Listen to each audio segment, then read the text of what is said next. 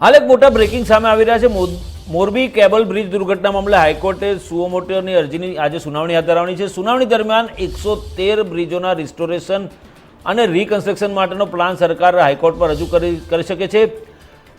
Breaking આવી રહ્યા છે કે મોરબી હોનારત બાદ રાજ્ય સરકાર હાઈકોર્ટમાં પ્લાન રજૂ કરી શકે છે। અસરગ્રસ્તોને થયેલી માનસિક અસર મામલે તબીબી સારવારના મુદ્દે સરકાર શું કરી છે તેનો ખુલાસો પણ કોર્ટ માંગશે અને સુઓ મોટો જે અરજી થઈ છે તેના સંદર્ભમાં રાજ્ય સરકાર પ્લાન રજૂ કરી શકે છે। આર્થિક વળતર ચૂકવવાની જવાબદારી ઓરેવા કંપનીની હોવાનું પણ સરકારે કહ્યું છે। અને જે રીતે મોરબી દુર્ઘટના મોરબીનો બ્રિજ તૂટી પડ્યો હતો અને ત્યારબાદ રાજ્યના અનેક બ્રિજોની જે કન્ડિશન છે તેના મામલે સવાલો ઉઠ્યા હતા, ત્યારે રાજ્ય સરકાર આજે રિસ્ટોરેશન અને રિપેરિંગના કામ માટેનો એક સુચારુ પ્લાન હાઈકોર્ટમાં રજૂ કરી શકે છે।